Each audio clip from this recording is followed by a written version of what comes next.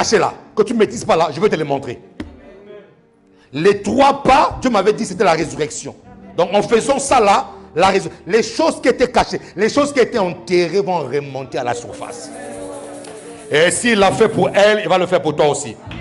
Je n'ai pas entendu ton amen, mon ami. S'il l'a fait pour elle, il va le faire pour toi aussi. Acclame le Seigneur de gloire, acclame le Seigneur.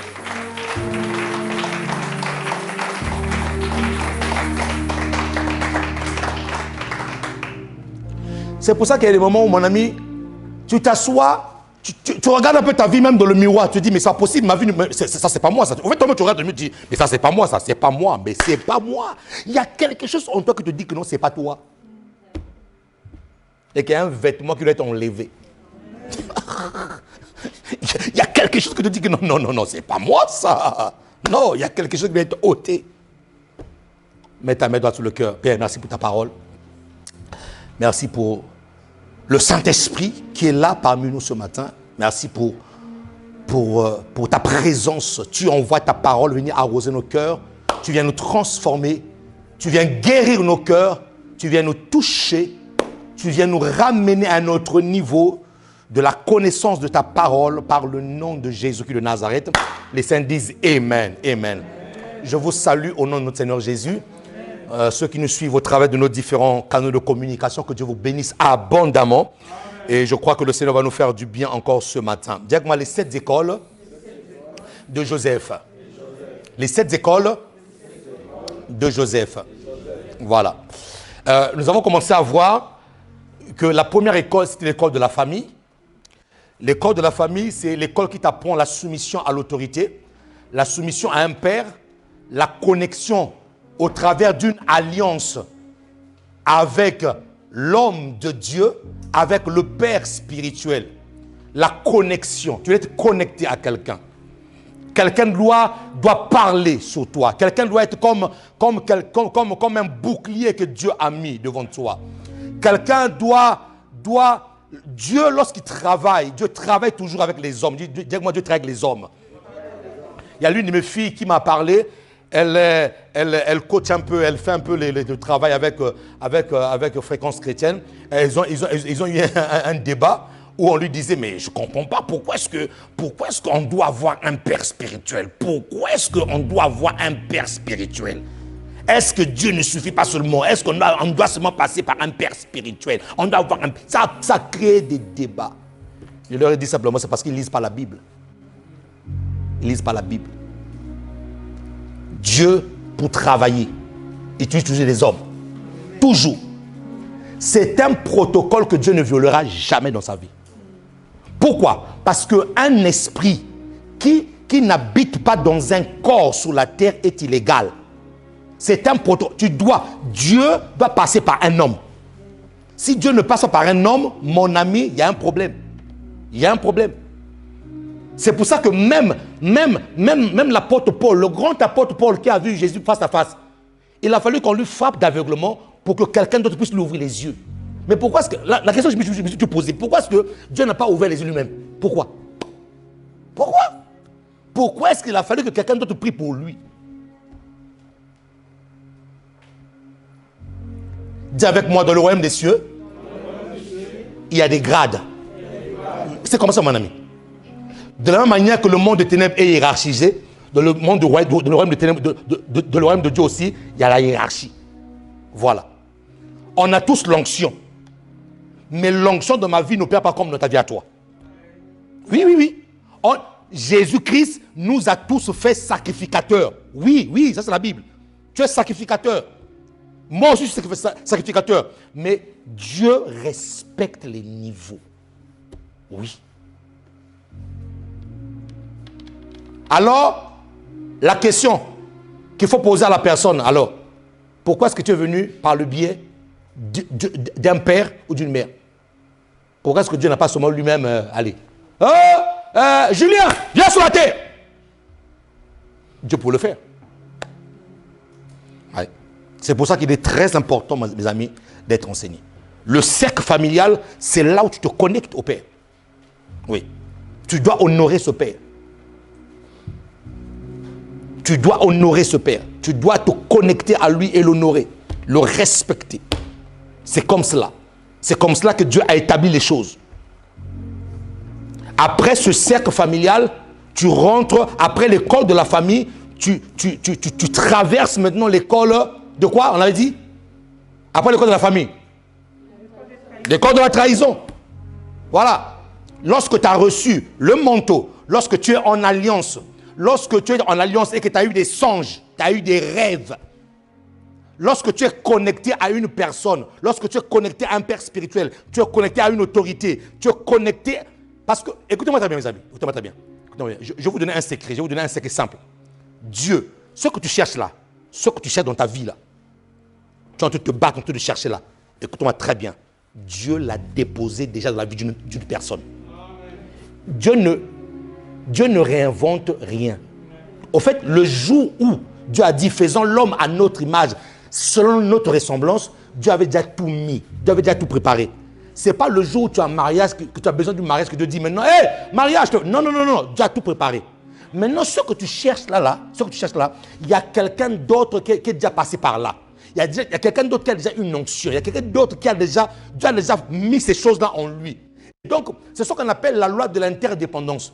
Pour que tu ne te sentes pas orgueilleux que moi j'ai fait. Non, Dieu va te faire passer par quelqu'un.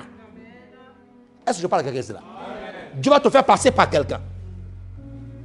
C'est pour ça que souvent, les gens qui vous disent, non, si ce n'était pas moi, tu n'allais pas réussir. Non, c'est parce que Dieu t'a utilisé. Dieu a touché ton cœur. Si Dieu avait endurci ton cœur comme le cœur de Pharaon, tu n'allais jamais me bénir. Qui me dit amen? Donc Dieu passe par les hommes. Et lorsque tu te... J'avais dit quelque chose de très important. Lorsque tu es connecté au Père spirituel, lorsque tu es connecté à une autorité, ta vision devient claire. Tu commences à voir ton avenir. Après la tunique multicolore, qu'est-ce qui est arrivé à Joseph? Joseph a commencé à faire des songes. Les songes de Joseph étaient cachés dans l'autorité qu'on appelle Jacob, qu'on appelle Israël. C'est un principe. Et lorsque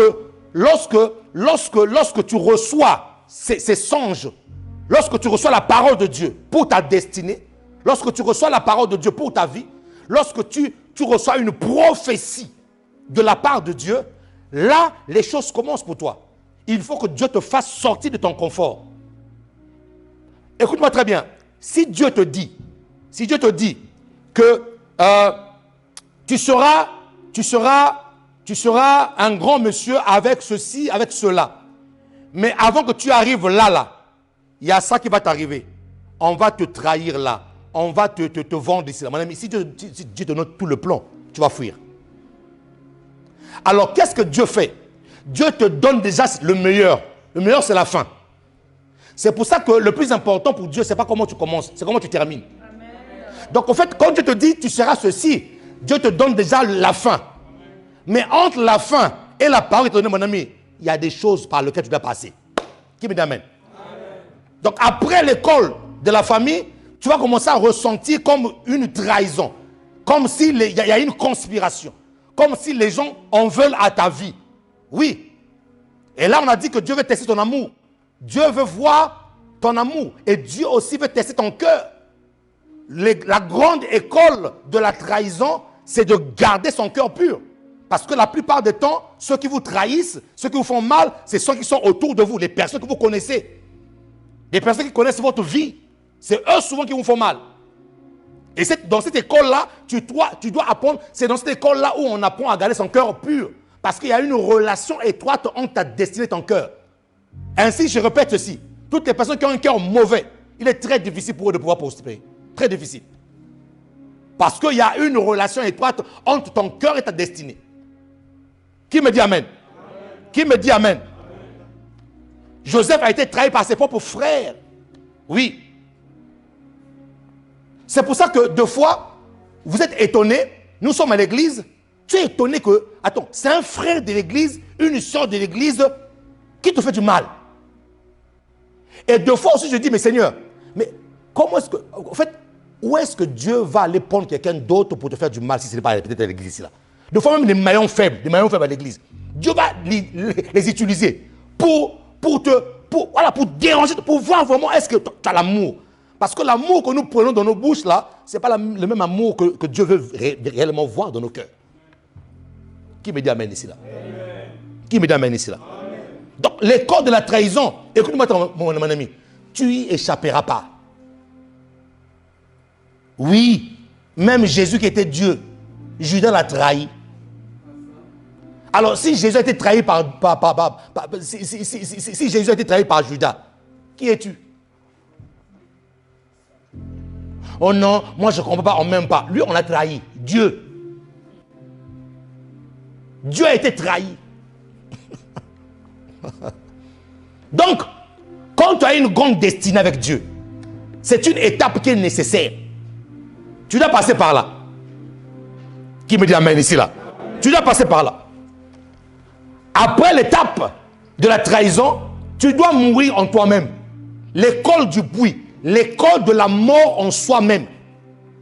Tu ne peux pas aller plus loin avec Dieu s'il y a encore des choses en toi qui vivent.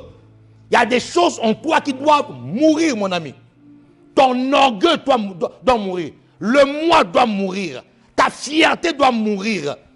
Tes idées. Vous savez, il y a des gens qui ont tellement étudié. J'ai connu une personne comme ça là. Il a tellement fait la philosophie. Il a tellement lu Descartes, qu'on appelle tous ces Spinoza, tous ces Engels, tous ces... Donc le jour où il vient à l'église, il écoute tes prédications, il contredisait tout.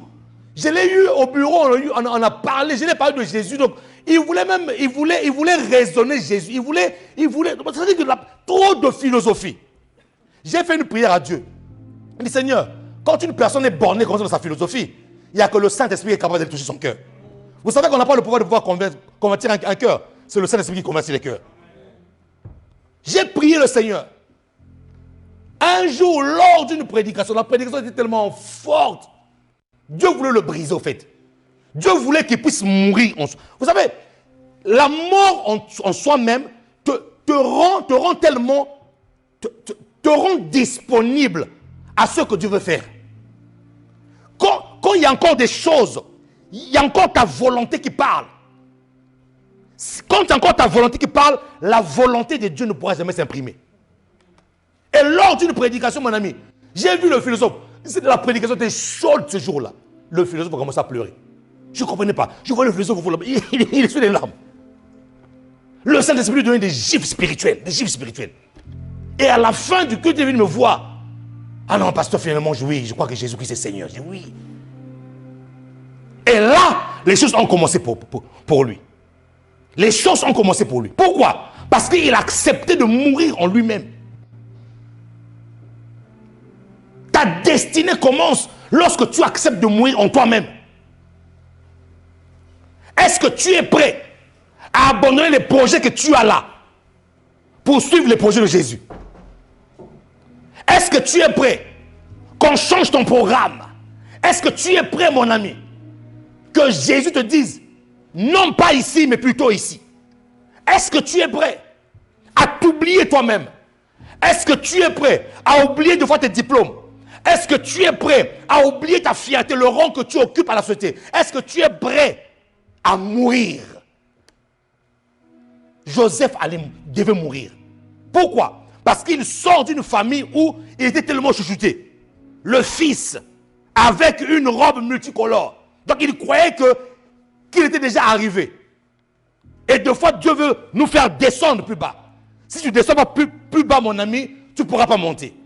Pour que le ressort puisse avoir son efficacité, on doit l'appuyer. Plus tu appuies le ressort, plus le ressort descend dans les profondeurs, plus, fais attention, quand tu veux le lâcher, ça va propulser. Il y a des gens qui doivent être appuyés, qui doivent descendre en bas, pour que ta propulsion soit une propulsion, mon ami, extraordinaire. Qui me dit amen ici là? Et deux fois, plusieurs personnes fuient cette étape-là. Ça, c'est l'étape l'étape où les chrétiens aiment fuir. Quand il s'agit de mourir en soi-même. Ah, mon ami. Là, tu viens de toucher à quelque chose que les chrétiens n'aiment pas. Mais on a dit ceci. Si un grain de blé ne tombe, alléluia, si un grain de blé ne tombe et si ce grain-là ne meurt pas, ce grain-là reste seul. Il ne peut pas produire. Et j'avais dit une chose, c'est que les gens ne mangent pas le noyau. les gens mangent le fruit, la partie charnue du fruit. Et donc, toi, tu es un noyau. Derrière toi, mon ami, ton rêve est tellement grand. Tu as tellement de choses à faire.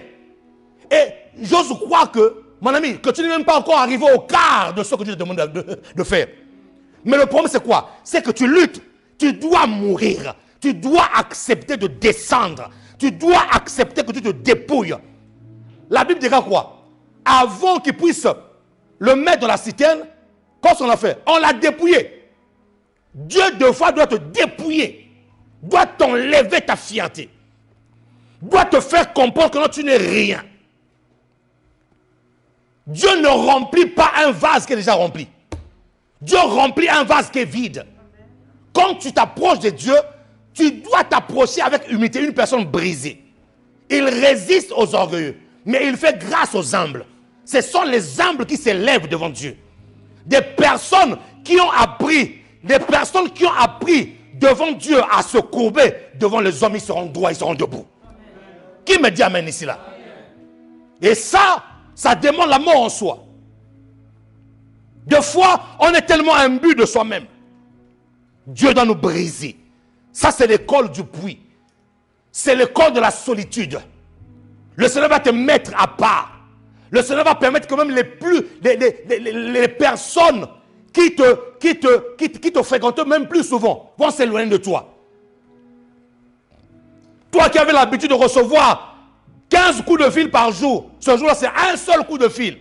Les gens s'éloignent de toi, tu ne comprends pas. Et des fois, c'est un langage de Dieu. Dieu te veut seul. Qui me dit amen? Amen. Dieu te veut seul. Il veut enlever des choses. Il faut que tu passes dans la chirurgie de Dieu. Il faut que Dieu enlève. Il faut que Dieu enlève. Il faut que Dieu enlève. C'est pour ça que lorsque Jésus est ressuscité, la Bible déclare qu'il est ressuscité avec un corps de gloire. La gloire fait partie de ta vie. Mais ce qui te couvre là, c'est une carapace qui doit mourir. Est-ce que je parle quelque chose là? Tu ne peux jamais demander la gloire à Dieu si tu n'acceptes pas la mort en toi-même. Oh Seigneur, Seigneur, donne-moi, Seigneur, fais-moi voir ta gloire. Seigneur, oui, tu veux voir ma gloire, tu dois mourir. Jésus, pour qu'il ressuscite, Christ, pour qu'il ressuscite avec un corps de gloire, il devait mourir. Et ainsi, ici, Joseph devient comme l'ombre des choses avec le type de Christ. Il devait passer par le trou. Qui me dit amen? Et toutes les fois, suis-moi, je te donne encore un secret. Toutes les fois que le Seigneur te dit de faire quelque chose qui concerne ta destinée, lorsque tu ne le fais pas, tu freines ta destinée. Écoute-moi très bien.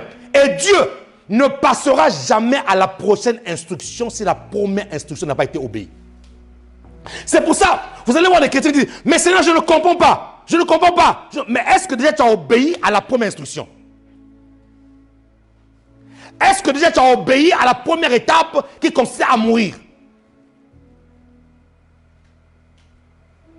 Dis à ton voisin. Aide-moi à prêcher. Dis à ton voisin. Gagne le temps. Dis à ton voisin. Gagne le temps. Mon ami, tu dois gagner le temps. Pourquoi est-ce que Dieu te demande de mourir aujourd'hui? Toi, tu veux mourir en 2028. Meurs là maintenant. Abandonne ça maintenant. Cette chose-là que tu aimes le plus. Je disais à une personne un jour, on parlait à la personne, et la personne me regarde et me dit, pasteur, qu'est-ce que tu en penses? J'ai dû regarder droit dans les yeux. Il dit, tu dois mourir. Ton moi doit mourir. Il dit, ah! Pasteur, c'est dur. Il dit, tu dois mourir. Tu es trop vivant. Pourquoi tu dois mourir? Parce que l'étape du puits te prépare maintenant à rencontrer celui qu'on appelle le Potiphar. Potiphar est une autorité. Potiphar est une personne. Quand tu as vu Potiphar, tu as vu Pharaon. C'était l'officier. Or, la destinée de Joseph était où? En Égypte. Qui me dit amen? Qui me dit amen ici là? Devant Potiphar, tu dois mourir. La preuve, c'est que lorsqu'on vend Joseph, qu'est-ce qu'on fait premièrement? Avant de le vendre, on enlève sa tunique. On enlève en quelque sorte le symbole de la parole qui a été donnée. On peut t'enlever le symbole, mais la prophétie est attachée à ta vie. On enlève le symbole, on enlève ce vêtement. Et qu'est-ce qu'ils ont fait? Ils ont simulé sa mort. Ils ont tué un bouc, ils ont pris le sang, ils ont mélangé le sang. Pourquoi? Parce qu'il ne peut pas avoir de mort, il ne peut pas avoir d'enterrement s'il n'y a pas de sang. Donc ils ont pris ces vêtements, ils ont mélangé le sang, ils ont dit à son père, reconnais si c'est la tunique de ton fils. Ils ont enlevé sa tunique. On enlevait ce qu'il était. On enlevait ce que son père lui avait donné. Mais la prophétie était attachée. J'ai envie de te dire une chose. Peu importe la posture que tu occupes dans la vie, la parole de Dieu est attachée à ta vie. Amen. Même si on t'a tout enlevé, on a enlevé ton travail, on a enlevé ta dignité, mais reste seulement avec la parole de Dieu.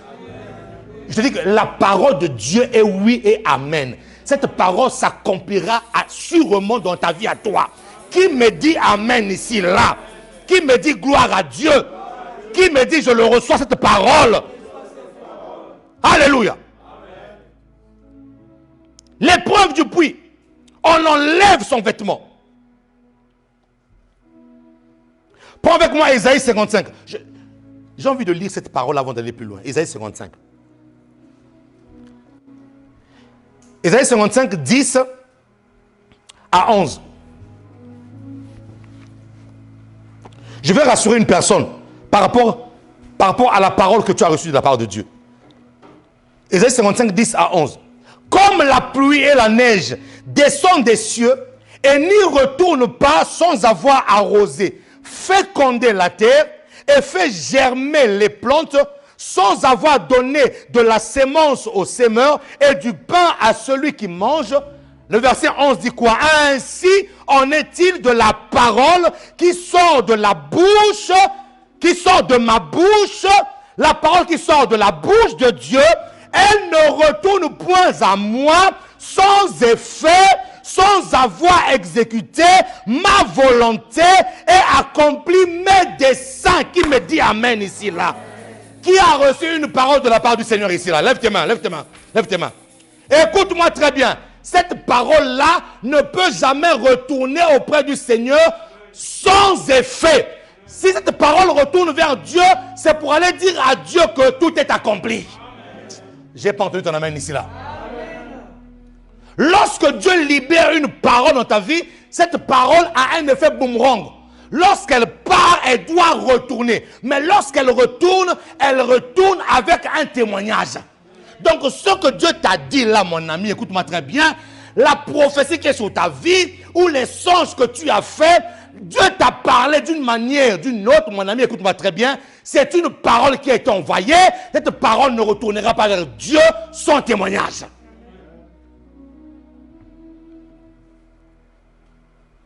Donc même si on t'enlève le symbole de l'alliance, même si on enlève les vêtements, même si on enlève un tout petit peu ce qui donne de l'espoir, mon ami, garde ta paix, garde ta paix.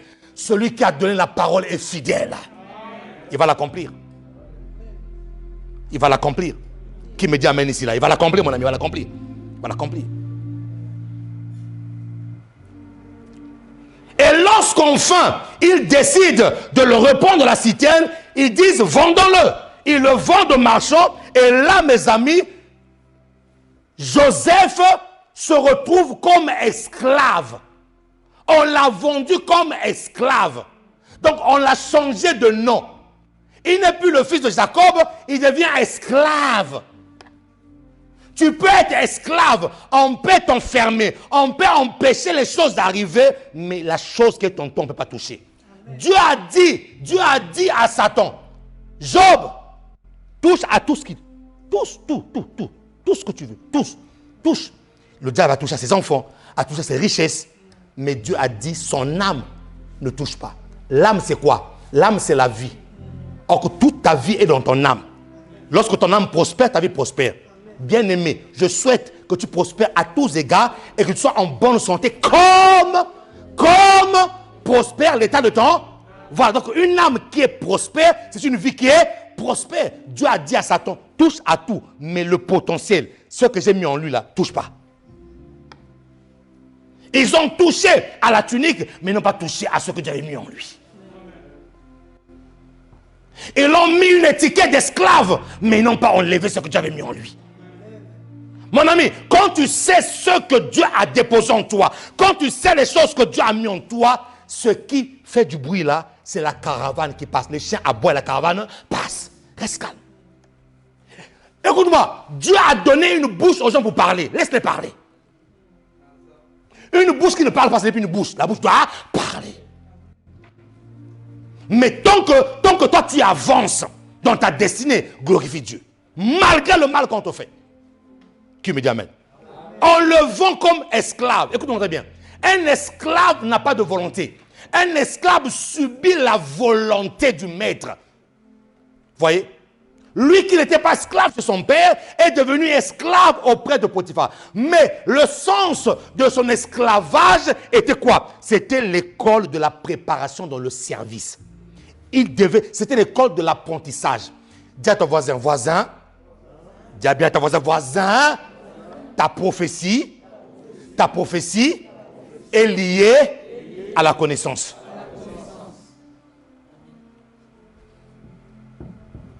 Oh, Dieu m'avait dit,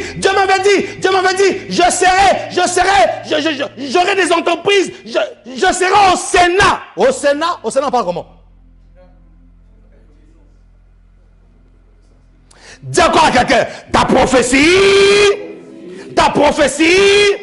est liée à la connaissance. Oui. Lorsque Dieu veut que tu atteignes le niveau où il a prévu que tu atteignes, écoute-moi très bien, Dieu te prépare toujours. Dis-moi l'étape de la préparation. Et cette étape, elle est, mon ami, tu ne dois jamais brûler l'étape de la préparation. Et l'étape de la préparation met souvent du temps par rapport à l'étape du combat. Un boxeur peut être en train d'étudier son adversaire pendant 2 ans, 3 ans, 4 ans. Il s'entraîne pour un combat d'1 heure, mon ami, d'1 heure. Et des fois même pas d'1 heure, des fois de quelques minutes.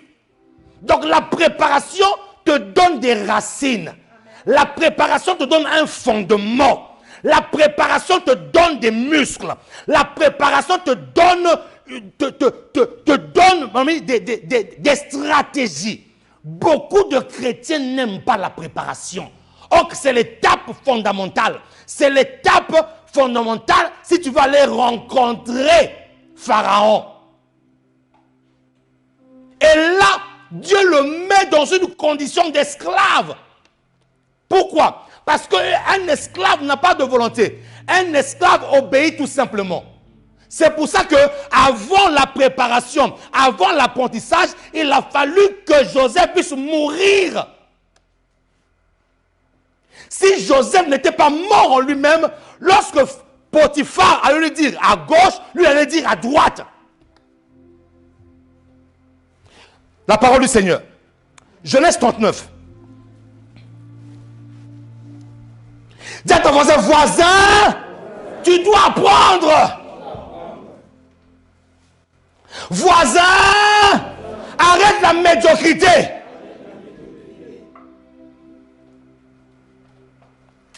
Voisin, nous voulons élever un peuple des connaisseurs. Ouais.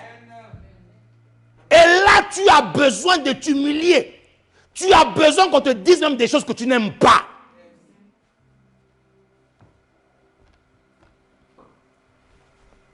Genèse 39, verset 1. On fit descendre Joseph en Égypte et Potiphar, officier de Pharaon, chef des gardes égyptiens, l'acheta des Ismaélites qui l'y avait fait descendre. Verset 2. L'Éternel fut avec lui. Dis avec moi, l'Éternel fut avec lui. Voilà. Donc le plus important, ce n'est pas qu'on te vende, c'est que l'Éternel est avec toi. Amen. Au fait, en te vendant, on te vend avec l'Éternel. Oh Seigneur. On te vend avec l'Éternel. C'est pour cela que lorsque Moïse est rentré dans son deal avec Dieu, Moïse dit à Dieu, mais Seigneur, mais si on me dit qui m'envoie, dis-le que je suis. Moïse, le plus important, c'est que je suis avec toi. Écoute-moi bien, le plus important, ce n'est pas la crise économique que tu vois, c'est que Dieu est avec toi. Le plus important, écoute-moi bien, ce n'est pas le coronavirus qui est avec toi. Le plus important, ce n'est pas les prévisions qu'on te donne. Qui est avec toi? L'Éternel fut avec lui et la prospérité l'accompagna. Seigneur, comment est-ce qu'un esclave peut t'accompagner de la prospérité?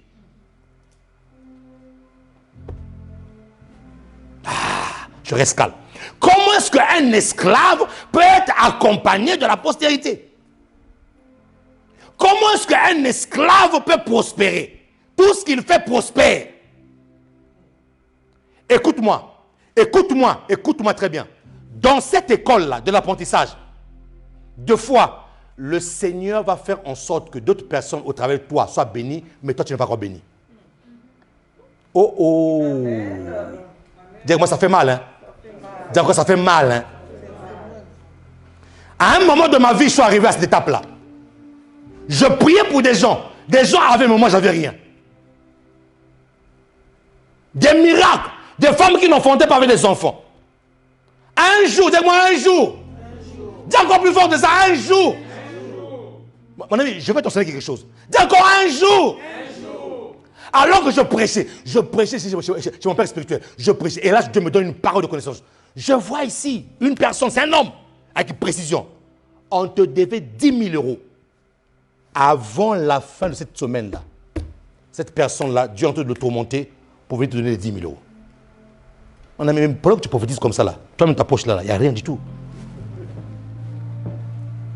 Dis-moi, il n'y a rien. Dis encore, il n'y a rien. Et une semaine après, coup de fil, pasteur, Dieu, on m'a remboursé mes 10 000 euros. Dis-moi, mais là j'ai rien, j'ai rien. Dis encore, j'ai rien. Mon ami, dis-le bien s'il te plaît, j'ai rien. Mon ami, à un moment donné, tu restes calme, tu te fâches devant Dieu.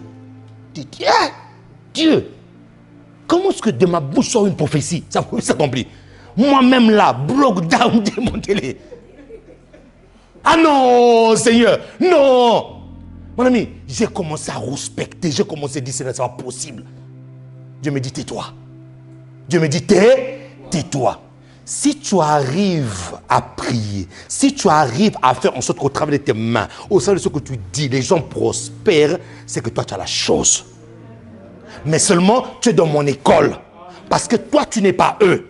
Toi, je vais t'utiliser pour autre chose. Donc, tu dois passer par certaines étapes de la vie où tu dois comprendre. Il faut que je puisse te modeler. Il faut que je puisse te donner une forme. Donc, parce que l'homme ne donne que ce qu'il a. C'est que si tu lui donnes, si toi tu brilles et que la personne a, c'est que toi tu as la chose. Un esclave qui faisait prospérer la maison de son chef.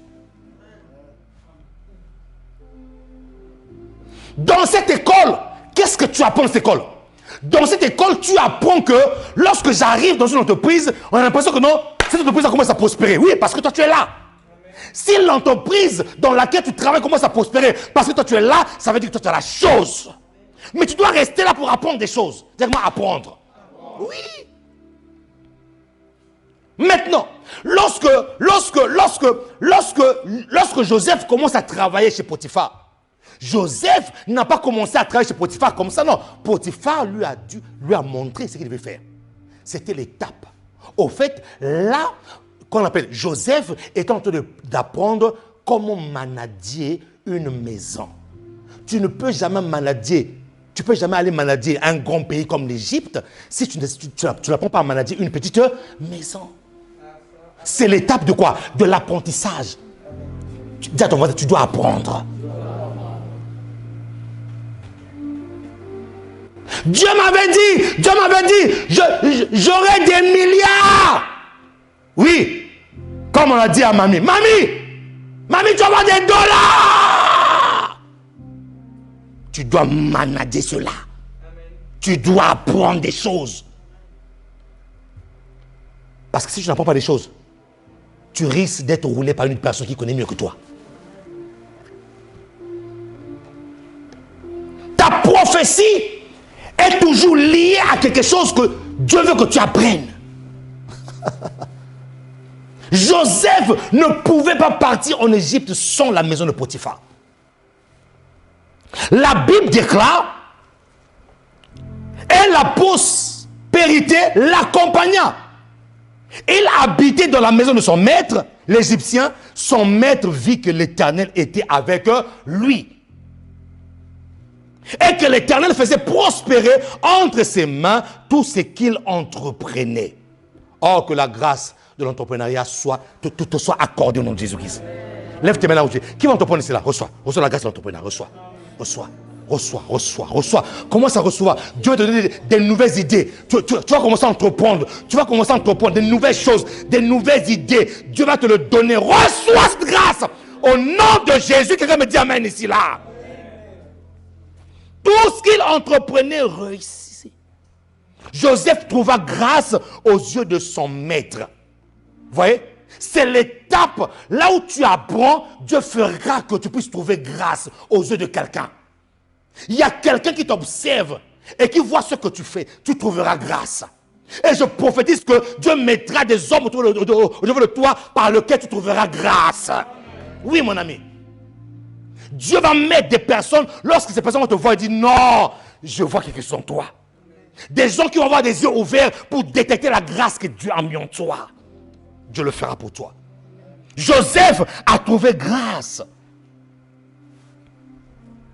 Dès que Potiphar lui établit sur sa maison et sur tout ce qu'il possédait, l'Éternel bénit la maison de l'Égyptien. C'est là où je reconnais. C'est dans cette étape d'apprentissage que je reconnais que non, Dieu a déposé. Beaucoup de personnes, des fois, me disent, mais pasteur, à quoi est-ce que Dieu m'a appelé? Pasteur, je ne trouve pas mon ministère. Je veux servir, mais je ne vois pas. Je ne vois pas le couloir de ma destinée. La question qu'il faut se poser, qui tu es en train de servir? Joseph a su des choses que Dieu avait mis en lui parce qu'il faisait quoi? Il servait.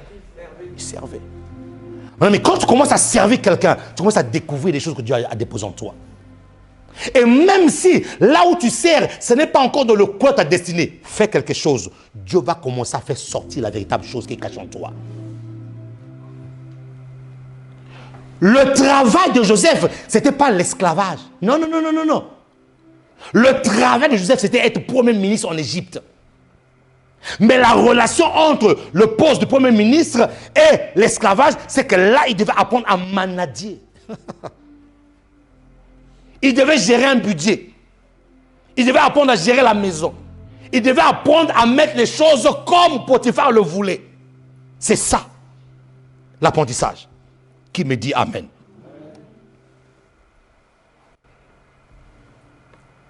À cause de Joseph, Dieu a béni.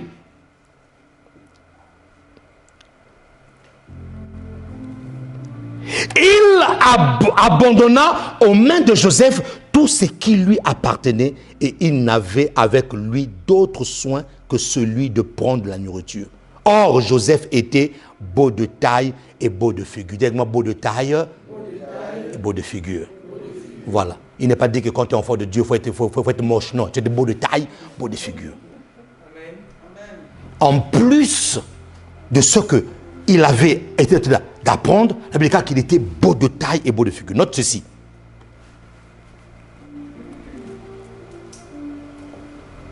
Après avoir reçu les choses spirituelles, la prophétie et être entré dans une alliance, Joseph devait associer la spiritualité avec la compétence. Joseph devait associer le côté spirituel avec la compétence. Vous voyez? Pour la manifestation de sa prophétie. Donc, il ne s'agit pas de dire seulement que j'ai une prophétie, mais tu dois associer. Le spirituel, c'est quoi? C'est la prophétie que tu as reçue. Maintenant, le côté physique, c'est quoi? C'est la compétence que tu dois ramener. Et la compétence, Dieu ne descendra pas pour le faire à ta place. C'est à toi de pouvoir te lever et de commencer à apprendre. Qui me dit amen ici, là? L'école de Potiphar était l'école de la préparation. À la prophétie est associée toujours quoi? Une clé. À chaque prophétie est associée quoi? Une clé que tu dois obtenir pour manifester la prophétie. Qui veut dire Amen? Et maintenant, note encore ceci. L'étape de la préparation va commencer à créer ce qu'on appelle l'opportunité. Ah. Écoute-moi très bien. Lorsque tu as appris pour là où le Seigneur veut te ramener, lorsque Dieu voit que dedans de toi, tu as appris ce qu'il fallait apprendre pour là où il te ramène, qu'est-ce qui va se présenter devant toi? C'est l'opportunité.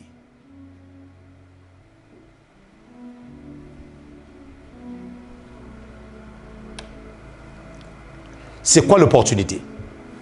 L'opportunité est le moment, grand M, que Dieu crée pour que tout ce que tu as appris lors de ta préparation soit manifesté. Commence à travailler. Donc la préparation me ramène quoi? Me ramène où? À l'opportunité. S'il n'y a pas de préparation, il n'y a pas d'opportunité. Ou s'il y a une opportunité, tu le louperas. Pourquoi? Parce que tu ne t'es pas préparé. Je n'ai pas acclamé le Seigneur ici. Là.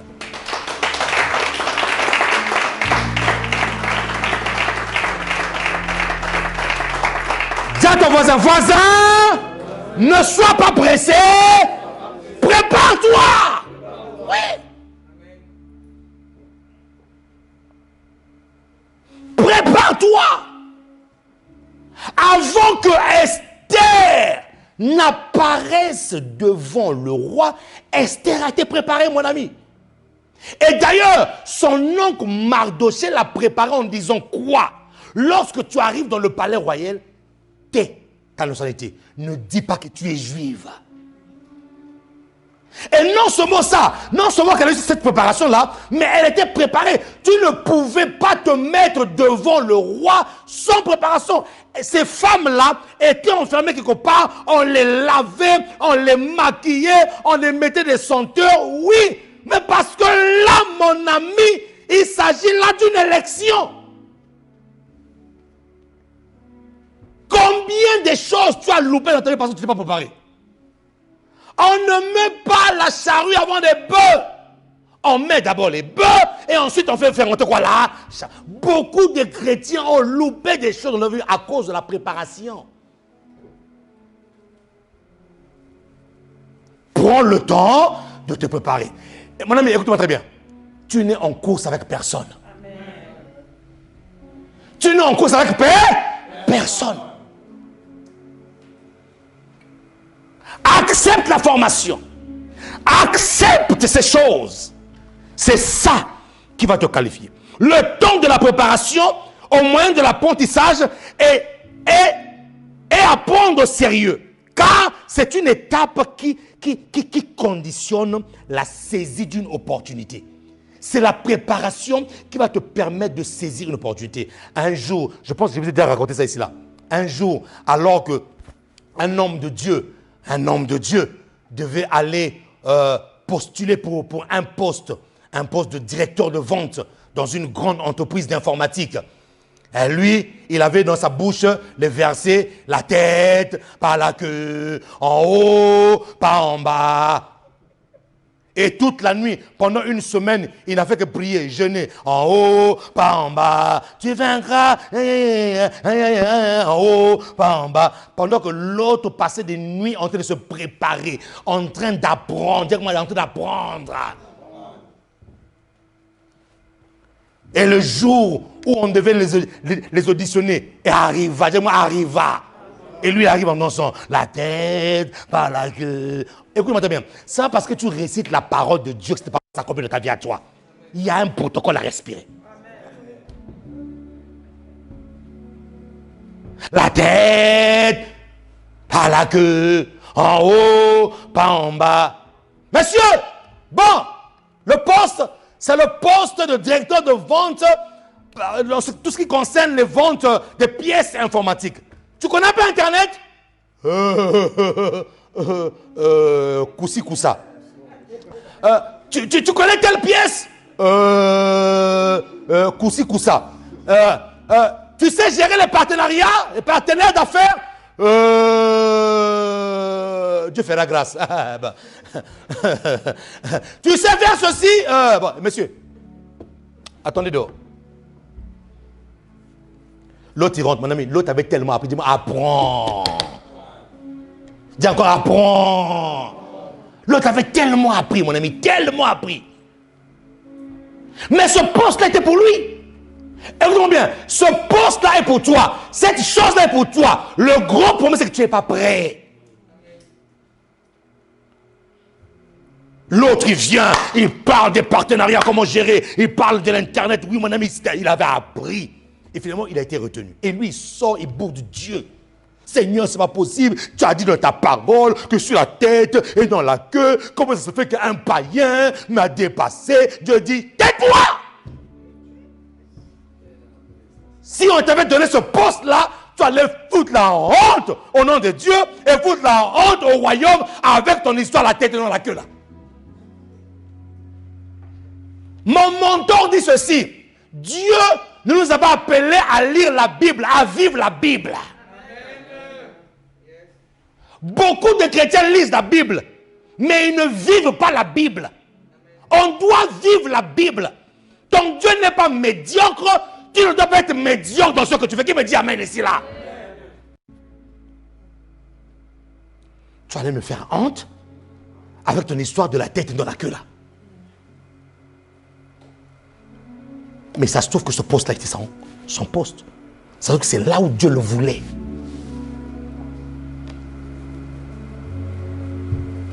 Tu as quel âge?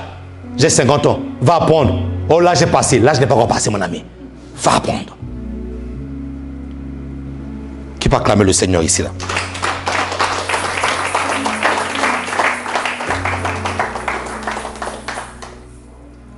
Qui me dit amen ici, là?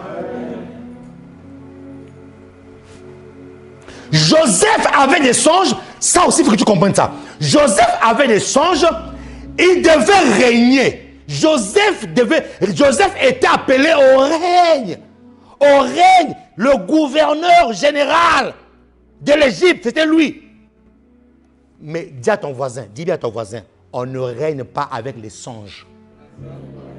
Non, mon ami, aide-moi à prêcher. On ne règne pas avec des songes. Mon ami, je vois beaucoup de gens ici là. Oh, mon rêve, mon ami, on ne règne pas avec des songes.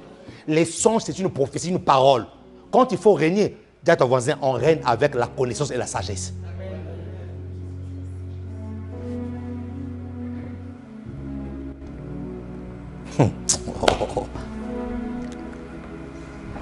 Quelqu'un disait, oh moi, quand je veux me marier, ouais, des rêves. Mon ami, dis à ton voisin, il faut rêver, c'est vrai. Moi, quand je veux me marier, le jour de mon mariage, je serai dans un château. Ça sera un château. Il y aura des lumières partout. Il y aura des garçons bien taillés. Moi, je me marie dans un château. Mon ami, marier dans un château. Tu sais combien ça coûte un château? Le gars qui se dit qu'il va se marier dans un château, mon ami, il se réveille déjà à 11h. À 11h. Mon ami, il se réveille à 12h. 12h.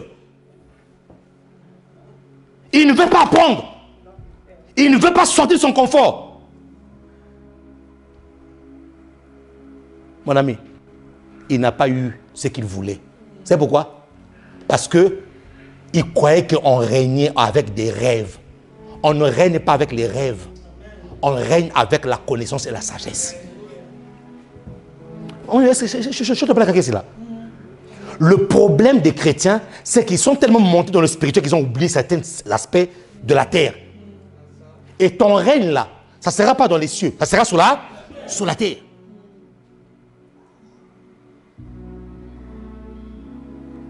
Ton règne, la Bible dit que nous régnerons dans cette vie, là-bas, là-haut, c'est Papa bon Dieu qui règne là-bas. Ici sur la terre, c'est toi et moi. La terre a été donnée au fils des hommes. Quand tu ne te prépares pas assez, écoute bien, je vais te dire quelque chose de très important. Quand tu n'es pas préparé assez, tu risques de prendre simplement et tout simplement ce que la vie te propose. Donc, même quand tu n'as pas envie de prendre ça là, tu vas le prendre. Pourquoi? Parce que tu n'es pas préparé. Combien de personnes se sont simplement contentées? Je me contente, c'est moi, c'est pas grave. Non, c'est grave. Parce que c'est pas ce que Dieu avait prévu pour toi. Est-ce que je parle à quelqu'un? Mon ami, est-ce que je parle à quelqu'un? Dieu veut que tu sortes de... Non, je me contente. Oui, la loi du contentement existe. Mais la loi du contentement me prépare à ce que Dieu a prévu réellement pour moi. Qui me dit amen ici là? Prépare-toi. Tu dois te préparer. Tu dois apprendre. Tu dois étudier. Nous devons occuper les sénats. Nous devons être à la députation. Là où les décisions se prennent, les chrétiens sont absents. Où sont les chrétiens? Où sont les chrétiens? Où sont les chrétiens? Pharaon prenait ses décisions seul, avec ses païens, avec ses sorciers. Il a fallu que quelqu'un invite. Et j'ai compris la parole que Jésus-Christ a fait dans la prière sacerdotale. Il a dit, Père, je te prie de ne pas les ôter du monde, mais préserve-leur du mal. Jésus n'a jamais prié pour que les gens soient pressés d'aller au ciel. Non. Jésus n'a jamais prié pour que des personnes soient pressées d'aller. Il dit, garde-les dans le monde. Garde-les dans le monde. Vous savez pourquoi Jésus-Christ a voulu que les chrétiens soient gardés dans le monde? Prière sacerdoce. Mon ami, prière du sacerdoce. Jean 17. Père, je te prie de ne pas les ôter. Non, papa, ne les ôtez pas du monde. Laisse-les dans le... Ah, Jésus, alors le ciel.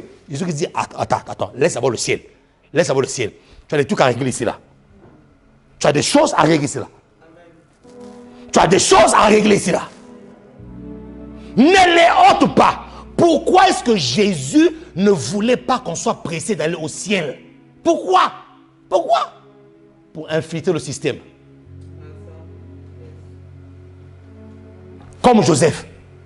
Joseph a infiltré le système.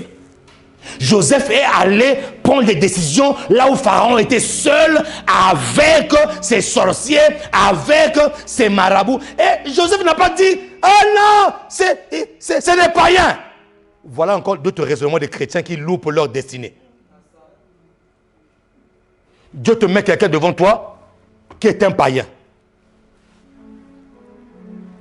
Dieu te dit, partenaire d'affaires. Non, mais c'est un païen. C'est un païen. Non, on n'a pas les mêmes valeurs. Tu vas mourir pauvre. Parce que, écoute très bien, mon ami. Dans cette école-là, il faut que tu apprennes quelque chose. Pourquoi tu apprends les choses? Parce que Dieu ne veut pas. Ah Seigneur, je veux que tu comprennes ça. Depuis que Adam a vendu le royaume à Satan, Dieu s'est mis dans une lutte acharnée de récupérer le royaume. Maintenant, comment il va récupérer le royaume?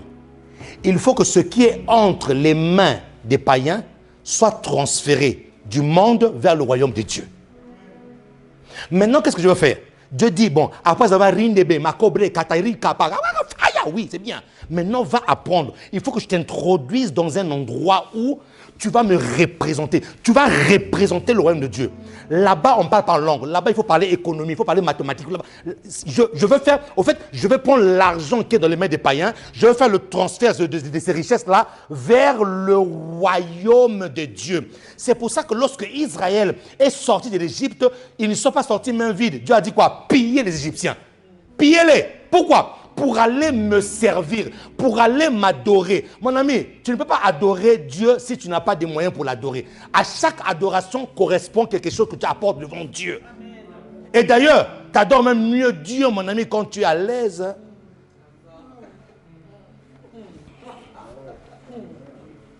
Un jour, non, dis à ton voisin, il faut apprendre. Un jour, pendant la prière, un pasteur a organisé une grande prière à l'église pour toutes les personnes qui voulaient faire des affaires. Priez. Il y en a un qui est venu devant l'hôtel. Mon ami, il a occupé l'hôtel. J'ai moi l'hôtel. Il est venu à l'hôtel là. Oh Dieu, je te prie, donne-moi 100 000 francs. 100 000 francs, Yahweh. Il y a une personne qui était là-bas. Lui, ce n'était pas 100 000 francs. Lui, il avait besoin de 1 milliard de francs CFA. Il avait besoin de 1 milliard de francs CFA. Et le gars occupe tout l'hôtel de Dieu pour demander combien? 100 000.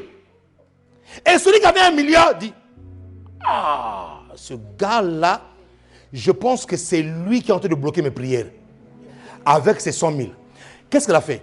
Il avait 100 000 dans sa poche. Il s'avance devant l'hôtel. Frère, libère l'hôtel. Tiens tes 100 000. Dieu t'a exaucé, hein, papa? Vas-y. Dieu t'a exaucé. Libère l'hôtel. Parce que moi, j'ai besoin d'1 milliard.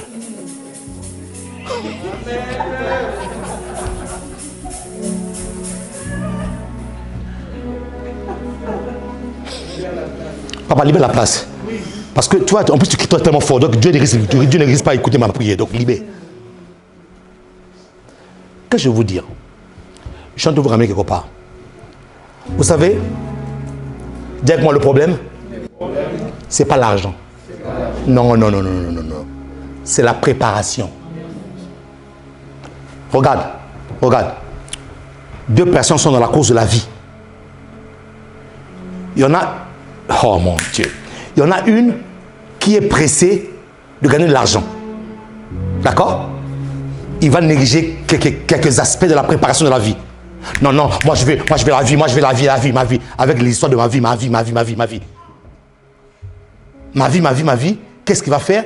Il va louper certaines étapes de l'apprentissage qui va faire de lui l'homme ou la femme que Dieu attend de lui. Il va dépasser, il va brûler les étapes. Qu'est-ce qu'il va faire? Il va trouver là un travail. Eh bien, il travaille. Mais vous avez compris que le travail qu'il a fait là, qu'il a de faire là, il le fait à contre-cœur. Pourquoi?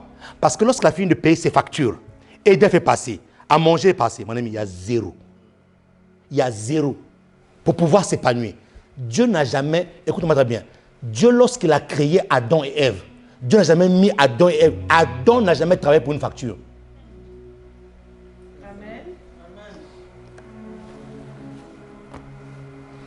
Adam n'a jamais travaillé pour une facture. Adam n'a jamais travaillé pour manger. Je vais vous choquer. Donc, il y a une dimension où Dieu veut que tu puisses atteindre. Ce n'est pas seulement payer tes factures. Non. Dieu veut ton épanouissement. Amen. Celui qui est pressé, moi la vie. Apprends, prépare-toi. Non, moi la vie. Il va commencer à gagner 1500 euros. 1500 euros qu'il va commencer à gagner là. Ça, c'est pour son niveau, c'est à son âge encore. Il n'a pas encore vraiment grandi. Il n'a pas encore d'autres besoins. Il est encore seul. Ou la personne est encore seule. C'est ce qui fait que, à un moment donné, puisque tu ne t'es pas préparé, tu risques maintenant de commencer à bousiller ta santé en cumulant plusieurs travails. Tu sais pourquoi? Maintenant, la personne qui lui a pris le temps de se préparer, sa préparation peut-être a fait 10 ans, 5 ans, mais il s'est préparé. Lorsqu'il occupe un poste, c'est 10 000 euros par mois. Mais toi, tu t'es pressé. Moi, ma vie. 1200 euros par mois. Mais lui qui a... C'est pour ça que, mon ami, aller devant ne signifie pas que tu es arrivé. Non. Les premiers seront les derniers seront les premiers. Prépare-toi, mon ami. Prépare-toi. S'il faut retourner, retourne. S'il faut être assis, assieds-toi. Apprends, prépare-toi. Est-ce que je parle à quelqu'un ici, mon ami? Est-ce que je parle à quelqu'un ici là? Oui. Aujourd'hui, là, mon ami, c'est pas au nom de cet esprit de son. Non, il faut que tu comprennes ça. Donc, ce qui fait que ils avaient tous deux commencé en même temps. Mais lui, l'autre a voulu quoi? La rapidité. Hein? Les repas McDo. Tac, on prend on voit l'hamburger. Juste l'hamburger. Le steak, pas, jambon. Mais l'autre a pris le temps de couper les oignons, de mijoter. Et mon ami, il a pris le temps. Et lorsqu'on arrive à la fin, on voit que celui qui était pressé là, qui était préparé, commence à souffrir. Mais celui qui avait pris le temps de se préparer est à l'aise. Je dis souvent à mes fils spirituels, à mes enfants spirituels, si tu veux souffrir, souffre une bonne fois pour toutes. Ne souffre pas 2 fois, 3 fois. C'est-à-dire que quand tu es dans quelque chose, fais-le tellement bien, souffre une bonne fois. Quand tu sors de là une bonne fois.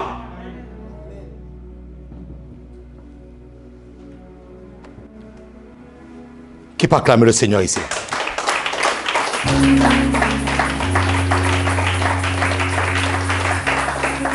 Dis avec moi, on ne règne pas avec des rêves. On règne avec la sagesse et la connaissance. Oui, mon ami. Si tu continues à rêver jusqu'à présent, sans connaissance, sans chercher à évoluer, mon ami, le règne ne viendra pas. Ou si Dieu permet que tu puisses arriver là où tu veux que tu arrives, c'est la honte. On ne règne pas avec les rêves. C'est pour ça. Mais moi, s'il te plaît, la Bible dit quoi? Osée 4:6. Bon, ça je ne l'ai pas donné. Mais on peut périr par pourquoi? Manque de quoi? De connaissance. Le peuple ne périt pas parce que le diable est là. Hein? Non, non. C'est la connaissance. C'est la connaissance. Et lorsque nous prenons, suivez, lorsque nous prenons 2 Chroniques, 2 Chroniques chapitre 1, verset 10 à 12. Oh Seigneur. 2 Chroniques, chapitre 1, verset 10 à 12. Accorde-moi donc de la sagesse et de l'intelligence, afin que je sache me conduire à la tête de ce peuple. Car qui pourrait juger ton peuple, ce peuple si grand? 11. Dieu dit à Salomon, puisque c'est là ce qui est dans ton cœur, puisque tu ne demandes ni des richesses, ni des biens, ni de la gloire, ni la mort de tes ennemis, ni même une longue vie, et que tu demandes pour toi la sagesse et de l'intelligence, afin de juger mon peuple sur lequel je t'ai fait régner. La sagesse et l'intelligence te sont accordées. Je te donnerai en outre des richesses, des biens et de la gloire, comme n'en a jamais eu aucun roi avant toi et comme n'en aura aucun après toi. Qui peut acclamer la parole de Dieu? Salomon savait que on ne règne pas avec seulement la parole de la prophétie. Il savait qu'on règne avec la sagesse et l'intelligence. C'est pour ça que lorsque Dieu lui demande, tu veux quoi? Il dit, donne-moi la sagesse et l'intelligence pour que je puisse gouverner ce peuple, un peuple si grand. On ne règne pas avec les songes, mais on règne avec la sagesse. Maintenant, lorsque Dieu a compris qu'il avait demandé le principal, dis-moi le principal. Comme Dieu voyait qu'il avait demandé le principal, Dieu dit en cela à la sagesse, comme toi tu vas régner. Tu as déjà vu un roi pauvre? Tu as déjà vu un roi pauvre? Non! On n'a jamais vu un roi pauvre. Alors Dieu dit à Salomon, tu as demandé la sagesse, tu as demandé d'être intelligent pour gouverner. À cela, je rajoute quoi? La richesse. Je rajoute quoi? La gloire. Parce que aucun roi n'est pauvre. Lorsque tu règnes, ton règne se manifeste, oui, dans la sagesse et l'intelligence, mais aussi par ce que tu possèdes. Et Dieu savait qu'il allait régner. C'est pour ça qu'il a donné la richesse, la gloire. Parce que Dieu dit quoi? Prenez Ecclésiaste. Prenez Ecclésiaste. Ecclésiaste 9. Ecclésiaste 9, verset 13. Je vais me lire jusqu'au verset 16. J'ai aussi vu sous le soleil ce trait d'une sagesse qui m'a paru grande. 14. Il y avait une petite ville. Il y avait une petite ville avec peu d'hommes dans son sein. Un roi puissant, dis-moi puissant. Un roi puissant marcha sur elle, l'investit et éleva contre elle de grands forts. Verset 15. Il s'y trouvait un homme pauvre, dis-moi un homme pauvre. Dis-le comme un vivant, un homme pauvre. Il s'y trouvait un homme pauvre et sage. Lui là, il était pauvre et il était sage. Dis-moi pauvre et sage. Ah, il est sage, oui, mais il était pauvre. La Bible déclare quoi? La Bible déclare, et j'ai dit. Non, la Bible déclare quoi? Il s'y trouvait un homme pauvre et sage qui sauva la ville par sa sagesse. Et personne ne s'est souvenu de cet homme pauvre. Ah! Non, acclame la parole de Dieu. Non, dis-moi c'est dangereux. Non, dis encore c'est dangereux. Oh! la Bible déclare, il a sauvé sa ville de cet homme fort et puissant à cause de quoi de ça? Mais lorsqu'il est mort, personne ne s'est souvenu d'eux.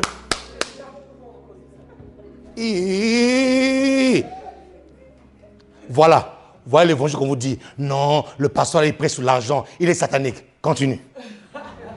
Oui, continue. Continue. Il a sauvé la ville avec la sagesse, mais lorsqu'il est mort, mon ami, personne m'a kayandé de ça. En fait, son témoignage a été enterré avec sa pauvreté.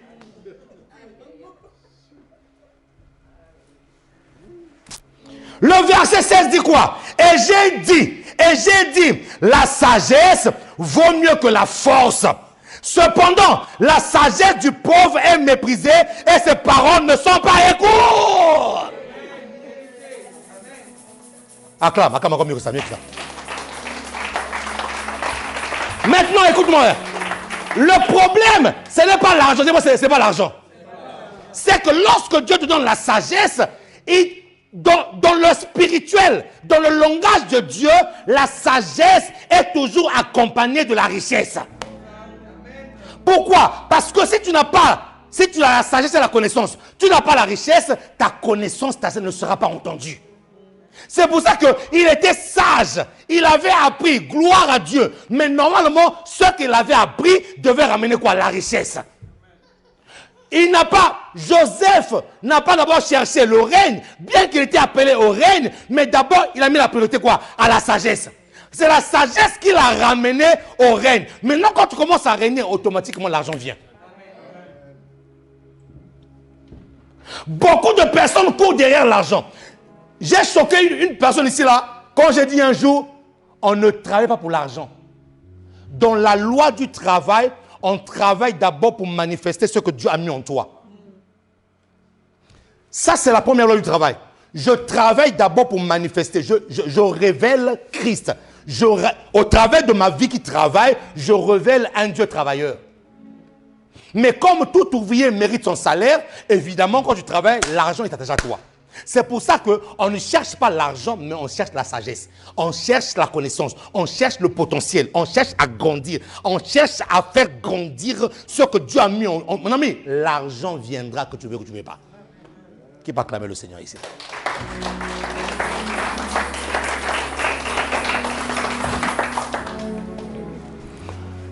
Le pauvre avait fait un exploit, mais un exploit qui n'était pas connu. On l'a oublié. On l'a où? Oublié. Il était sage pour lui-même, mais il n'a pas su développer sa sagesse pour pouvoir acquérir des choses. C'est pour ça qu'on l'a oublié. Je prophétise sur ta vie qu'on ne t'oubliera pas. Amen. Oh mon ami, dis bien amen, dis bien amen. Je prophétise sur ta vie qu'on ne va pas oublier. Non, mon ami. Ta sagesse sera accompagnée des biens, des richesses pour la gloire de Dieu. Pas pour la gloire d'un homme, pour la gloire de Dieu. On doit voir ton Dieu vivant. Qui me dit amen ici là? Oui. Il ne faut pas qu'il y ait un décalage entre le Dieu que tu prônes et ta vie. Il ne doit pas avoir de décalage, mon ami. Il ne doit. C'est pour ça que ne cours pas derrière l'argent. Non. Cours derrière la connaissance et la sagesse.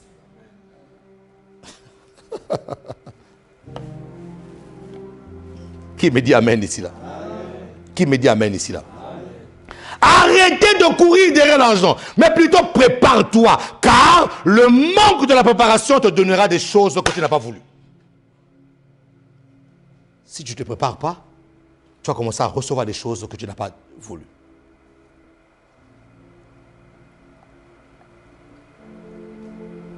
À la sagesse est liée la richesse, mais d'abord la sagesse. Lorsque Dieu a vu que Joseph s'était préparé suffisamment, un autre problème a commencé. Et vous allez remarquer une chose dans votre vie. Toutes les fois que Dieu, oh Seigneur, toutes les fois qu'un nouveau cycle de votre vie va commencer, toi tu es tellement dans ton confort, tu vas remarquer que c'est comme si les problèmes commencent autour de ta vie. Ces problèmes-là sont l'indication qu'un nouveau cycle commence. Il a appris. Dieu dit, Joseph, j'ai vu au travers de tes mains que la maison de Potiphar est en train de prospérer. Donc tu as compris ce que c'est manager une maison. Là, les problèmes commencent. Joseph est rentré dans une autre école. Après la préparation, il est rentré dans l'école qu'on appelle l'école des accusations. Pour un autre niveau.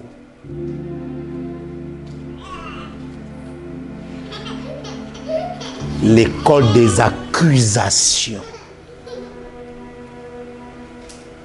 L'école des accusations. Il y a quelqu'un ici qui m'écoute. Tu étais parti trop vite en besogne. Dieu te dit, retourne un peu, prépare-toi. Et Dieu me donne une parole prophétique ce matin. Il me dit ceci. Ce qu'il a prévu pour toi, ce poste-là, cette chose-là, aucune autre personne ne pourra s'asseoir là-dessus. Cette partie-là, cette chose-là t'est réservée. Mais il sait qu'il faut d'abord que tu te prépares. Sois comme Joseph. Accepte qu'on te mette la tenue de l'esclave. Ce n'est pas un problème. Humilie-toi. Apprends. Lorsque l'apprentissage sera fini, Dieu va envoyer un autre problème.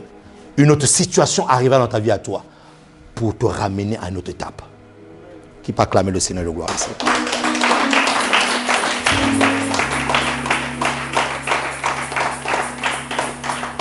Apprends à étudier dans le domaine dans lequel tu veux investir. Apprends à connaître le secteur dans lequel tu veux te lancer. Même s'il s'agit juste de vendre des piles. Tu dois connaître, mon ami, toutes les sortes de piles qui existent. Ne sois pas médiocre. Sois pointué dans ce que tu fais.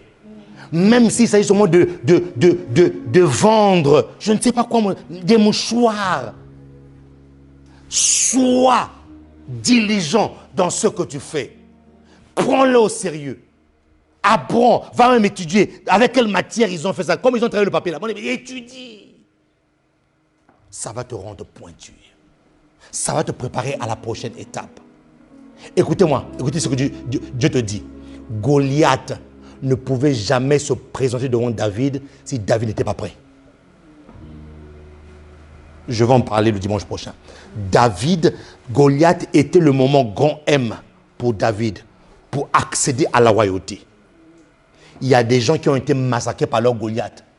Pourquoi? Parce qu'ils n'étaient pas prêts. J'ai envie de dire à quelqu'un ce matin, tu es en course avec personne. Tu es en course avec personne. Tout ce que j'ai envie de te dire, sache maximiser le temps. Accepte la posture que tu as là maintenant. Apprends. Parce qu'il y a un temps pour apprendre. Il y a un temps, tu seras tellement overbooké, tellement occupé que même, mon ami, même apprendre là, tu ne pourras plus apprendre. Pourquoi? Parce que tu seras entre deux avions. Il n'y a pas d'amen ici. Moi, je dis amen. Tu seras en train de signer les contrats partout. Donc, tu n'auras plus le temps de t'asseoir, de commencer à dire, ah, il faut que j'apprenne. Non, le moment d'apprendre, c'est maintenant. Dieu, dans ce temps-là, apprend. On ne règne pas avec des rêves, on règne avec la connaissance et la sagesse. Ça, il faut que tu comprennes ça. Le problème avec les enfants de Dieu, c'est quoi?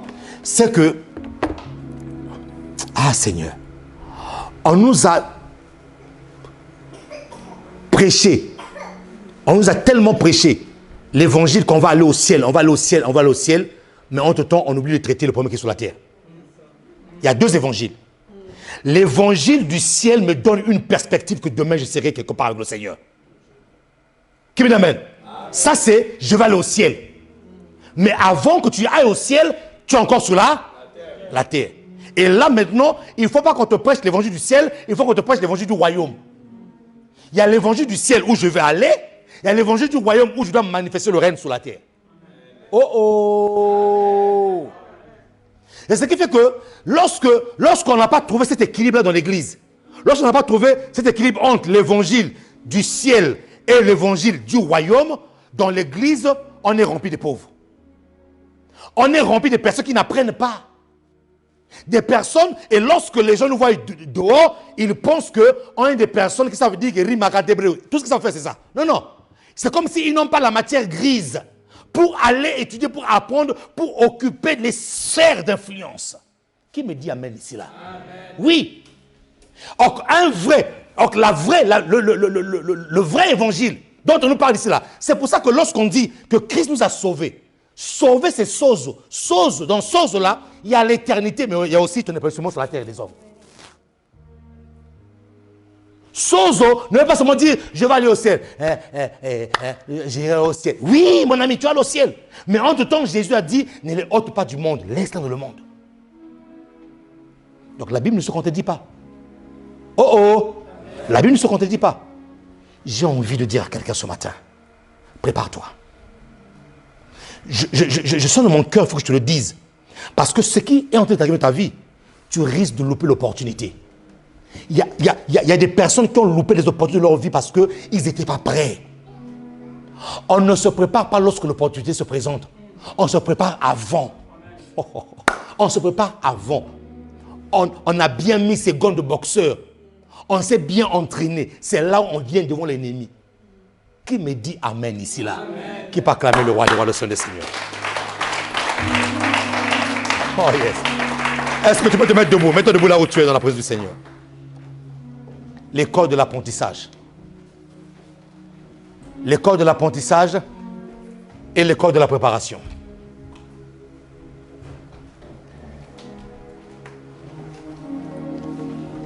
Il y a des gens qui m'écoutent ici là. Tu dois même aller refaire le bac même en candidat libre. Vas-y, retourne. Oui, mon ami. Parce que tu remarqueras une chose. Le battement de cœur que Dieu a mis en toi là, toi-même tu sens qu'il y a quelque chose qui est en toi, mais qui t'énerve. Tu as envie de faire quelque chose, mais ça t'énerve. Mais tu te dis, mais parce que tu as oublié l'aspect de l'apprentissage. Tu oublies d'aller apprendre. Garde tes mains levées. Commence à prier le Seigneur. Dis à Dieu, Seigneur, donne-moi la capacité d'apprendre. Donne-moi la capacité d'assimiler. Donne-moi la capacité et l'humilité d'étudier, d'avoir la connaissance. Mon ami, commence à prier. Commence à prier le Seigneur. Commence à prier le Seigneur. Prie le Seigneur.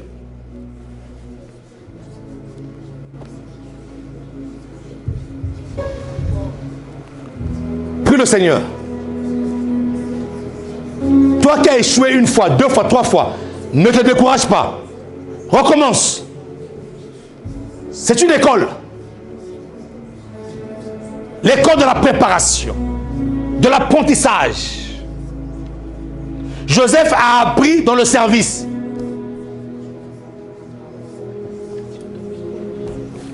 Joseph a appris dans le service.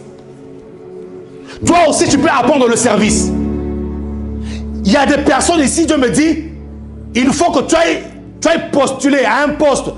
Non pas pour rester là, seulement pour apprendre. Tu vas aller servir quelque part, tu vas aller travailler quelque part. Mais en travaillant, tu seras en train d'apprendre. Va apprendre. Il y a certains apprentissages ici là, qui ne se feront pas en retournant à l'école. Non, non, non. Mais en postulant. En postulant quelque part. Tu rentres là et tu commences à apprendre. Dis à Dieu, Seigneur, aide-moi à apprendre. Aide-moi à apprendre. Donne-moi la connaissance, Seigneur. Cette connaissance va te préparer. Si tu n'es pas prêt, mon ami, les opportunités se présenteront devant toi. Tu ne pourras pas les saisir. Alors prépare-toi. Seigneur, prépare-moi. Dis, Seigneur, prépare-moi. Seigneur, prépare-moi. Je ne veux pas louper une opportunité de ma vie. Seigneur, prépare-moi, oh Dieu de gloire. Prépare-moi. Prépare-moi, Seigneur. Prépare-moi, Seigneur. Dis à Dieu, prépare-moi, Seigneur. Prépare-moi. Je veux que tu me prépares. La vision est grande, la prophétie est grande. Mais Seigneur, prépare-moi.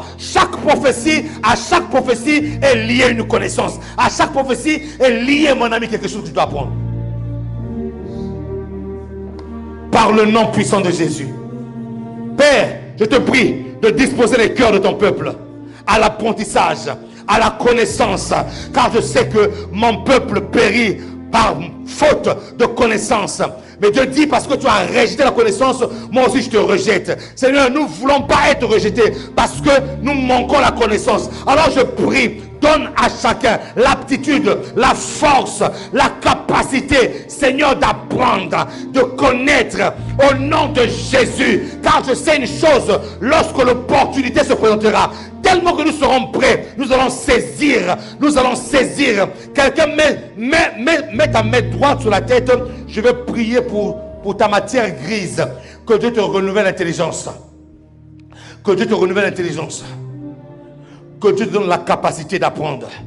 La capacité, Yamata Rama Santa. Toi qui as du mal à retenir. Toi qui as du mal à retenir.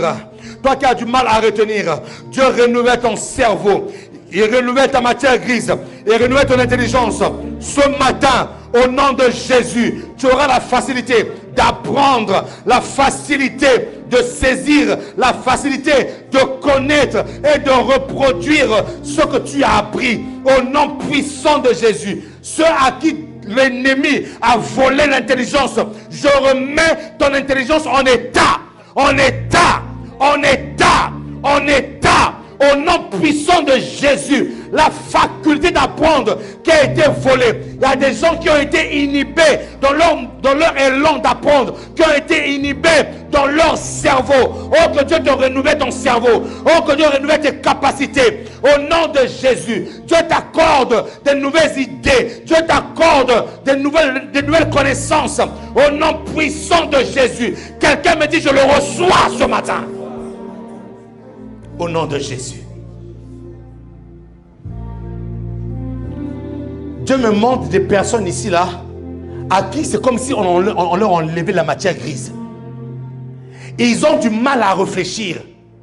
Du mal à avoir même une idée qui va les mettre sur le chemin. Oh, que Dieu te restaure maintenant. Oh, que Dieu te restaure maintenant. Oh, que Dieu te restaure maintenant. Reçois ta restauration. Quelqu'un me dit, je le reçois ce matin. Quelqu'un acclame le roi des rois, le Seigneur des seigneurs. Quelqu'un pousse des cris de joie vers le rocher de notre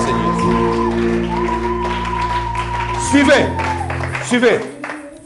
Je termine en disant ceci. Je ne sais pas. Le Seigneur me donne la parole du fou de Gadara. Est-ce que vous savez que le fou de Gadara, ce n'était pas n'importe qui? C'était quelqu'un qui était bien dans la société, mais qui est devenu fou.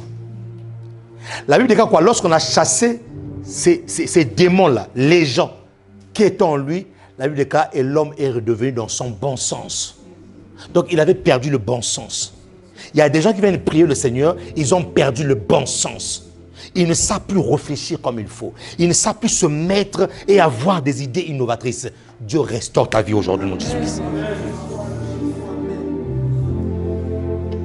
Dieu restaure ta vie au nom de Jésus.